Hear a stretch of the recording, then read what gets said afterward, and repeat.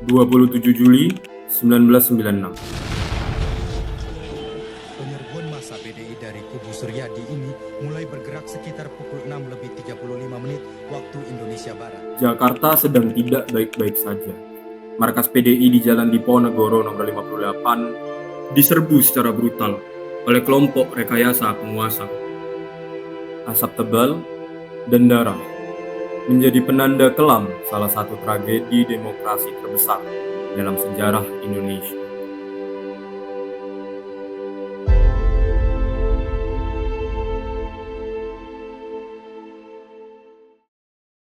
...700 km ke arah timur, percikan api perlawanan menjalar cepat dan membakar kota pahlawan. Di Surabaya, pergerakan akar rumput menolak diam saat demokrasi terancam. Tim kami melakukan penelusuran mendalam, menyusuri kembali titik-titik pergerakan di Surabaya yang menjadi basis pertahanan loyalis Megawati Soekarno Putri. Kala itu, konsolidasi digelar hampir setiap malam, di bawah intaian ketat intelijen dan aparat keamanan Orde Baru. Jejak tersebut membawa kami menemui Baktiono, salah satu tokoh pergerakan di akar rumput yang menyaksikan langsung bagaimana eskalasi massa Surabaya terbentuk merespons peristiwa Jakarta.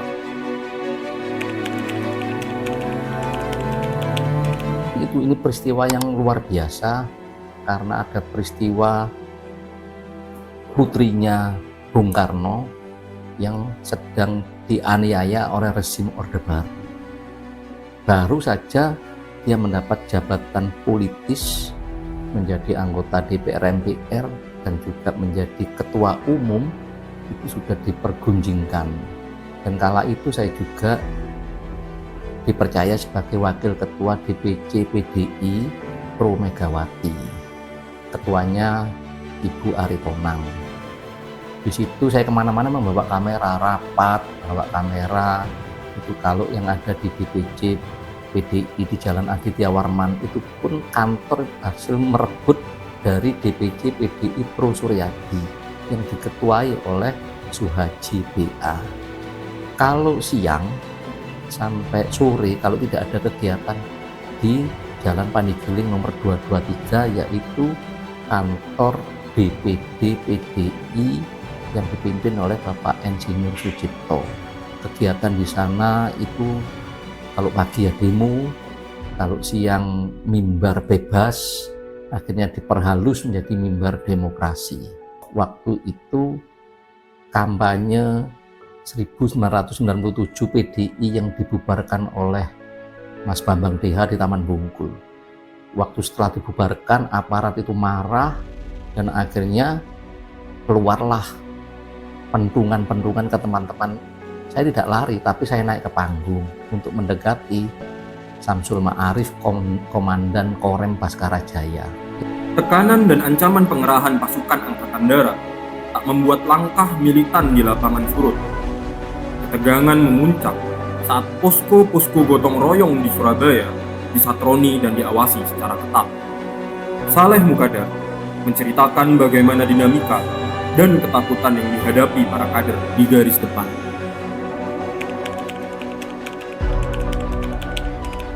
Jadi begini, KLB di Asrama Haji ya, itu 1993.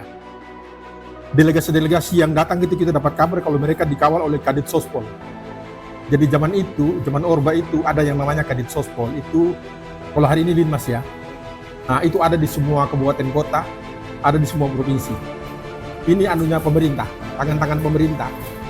Untuk bagaimana mengawal suara-suara baik dari DPD maupun DPC di seluruh Indonesia, agar kemudian memilih apa yang diinginkan oleh pemerintah.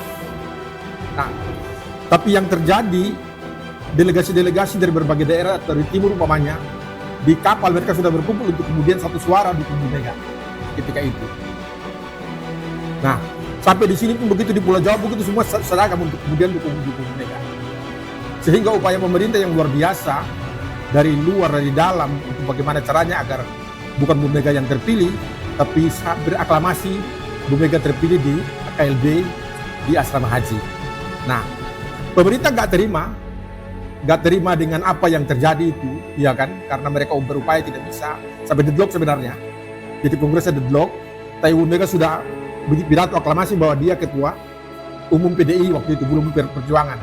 Nah, pemerintah kemudian mengarahkan kongres ulang di Medan untuk kemudian menetapkan Suryadi yang mereka inginkan sebagai ketua umum PDI, iya kan?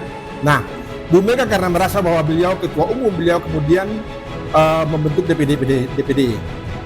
Di Surabaya, di Jawa Timur, beliau Pak Acip yang terpilih sebagai ketua DPD Jawa Timur versinya Bu Mega. Nah, pemerintah lewat Kadit Sosol lagi di Jawa Timur kemudian milih siapa namanya? Latif Pojo Sakti untuk melawan Pak Acip. Nah, perlawanan ini yang kemudian meneruskan apa yang terjadi di Jakarta dan di Medan tadi di Medan. Iya kan? Utusan-utusan yang ke Medan kita kejar tiap malam ya. Kita kejar mereka sehingga kemudian mereka berangkat ke Usli. Iya kan?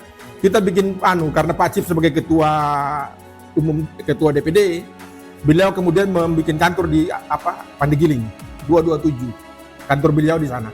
Dan kemudian tiap malam kita bikin panggung gembira, panggung terbuka di sana. Mimbar bebas, tap jempol darah, itu kita lakukan di sana, dan kita bikin berbagai macam aktivitas kegiatan sampai dengan kemudian peristiwa 27 Juli pecah di Jakarta. Kita di Surabaya, kita pusatkan di Pandegiling. Pak Bambang Deha karena itu kemudian membentuk yang namanya PRT, Perjuangan Rakyat untuk Reformasi Total. Beliau ketuanya, yang kemudian mengomanai semua kita yang ada di Pandegiling untuk melakukan perlawanan. Perlawanan di Surabaya merupakan gerakan terstruktur yang memiliki daya tahan politik luar biasa. Bambang Deha mengungkap kalkulasi dan komunikasi politik daerah yang tetap dijaga demi mempertahankan legitimasi partai di mata rakyat.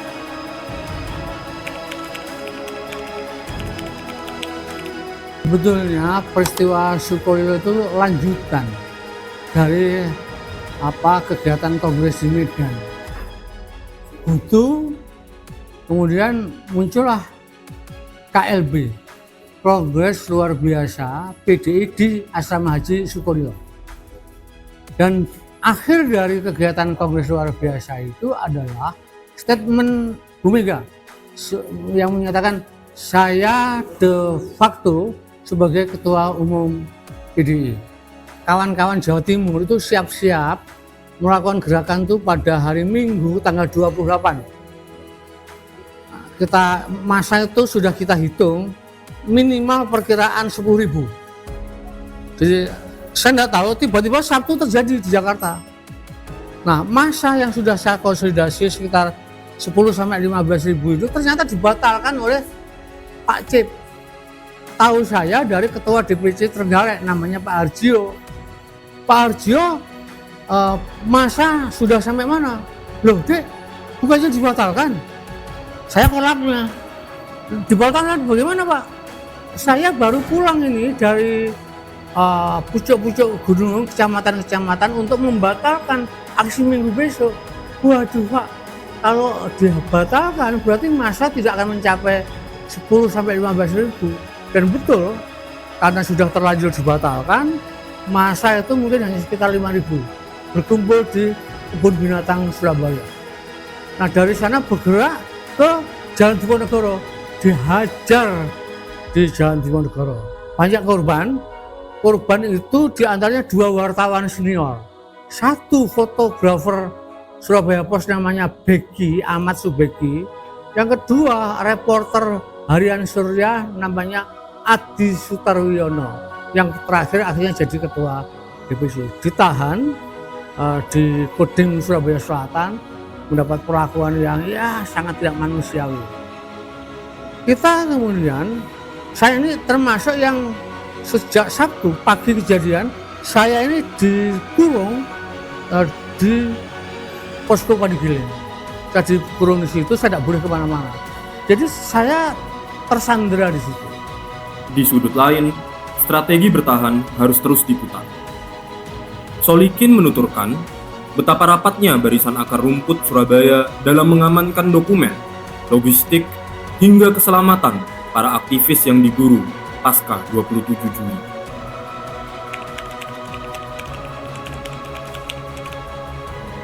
Saya dulu peristiwa di Jalan Wali Kota Mustajab itu dikeroyok anak buahnya Suryadi di Wali Kota Mustajab di situ.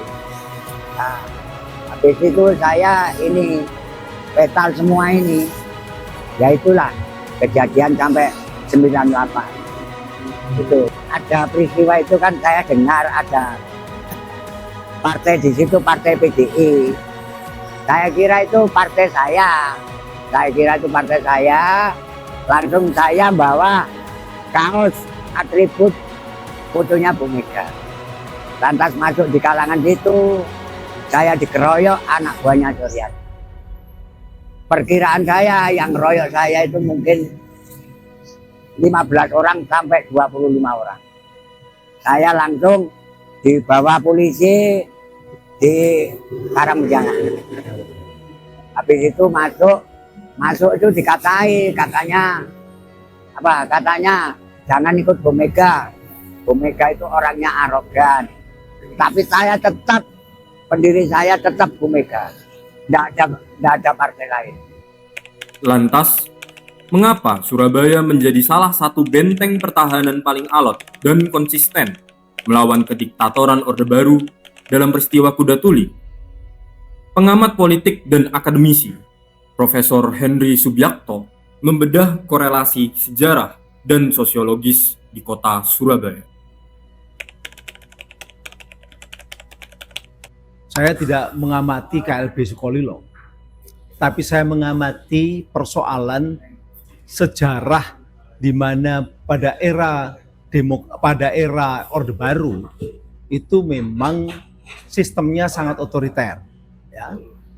Pertama, memang pemerintah Orde Baru itu sangat otoriter, kemudian peran dari tentara atau TNI itu sangat kuat sebagai repressive state aparatus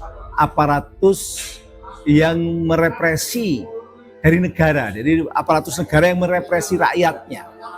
Sehingga saya melihat begini, ini yang refleksi komunikasinya begini.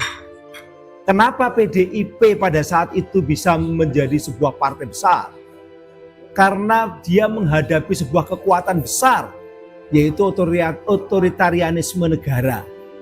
Dan PDIP itu benar-benar berani memposisikan sebagai kekuatan yang melawan dominasi negara atau otoritarianisme negara. Jadi memang ada perbedaan atau refleksi ya, kita lihat refleksinya. Bahwa yang namanya masalah Orde Baru itu memang negara sangat berkuasa dan militer ada di situ. Militer adalah repressive state apparatus. Dia ingin menundukkan rakyat itu dengan kekuatan represif. Ya, itu militer waktu itu. Nah, PDIP itu punya peran yang sangat jelas. Perannya apa? Perannya adalah menghadapi negara dan militer. Sehingga PDIP menjadi suatu kekuatan yang mewakili suara rakyat. 30 tahun telah berlalu. Darah dan air mata yang keluar dalam peristiwa Kuda Tuli, baik di Jakarta maupun Surabaya, telah mencetak jalan bagi lahirnya era reformasi. Peristiwa Kuda Tuli di Surabaya adalah bukti bahwa kedaulatan rakyat tidak pernah bisa dibungkam oleh senapan maupun rekayasa kekuasaan. Peristiwa Kuda Tuli juga merupakan bukti bahwa demokrasi bukanlah hadiah. Ini semua karena perjuangan untuk demokrasi. Nah, sekarang Gen Z sudah menikmati demokrasi. Demokrasi itu sesuatu yang sangat mahal untuk meraihnya. Jangan abaikan dan jangan dibiarkan dirusak.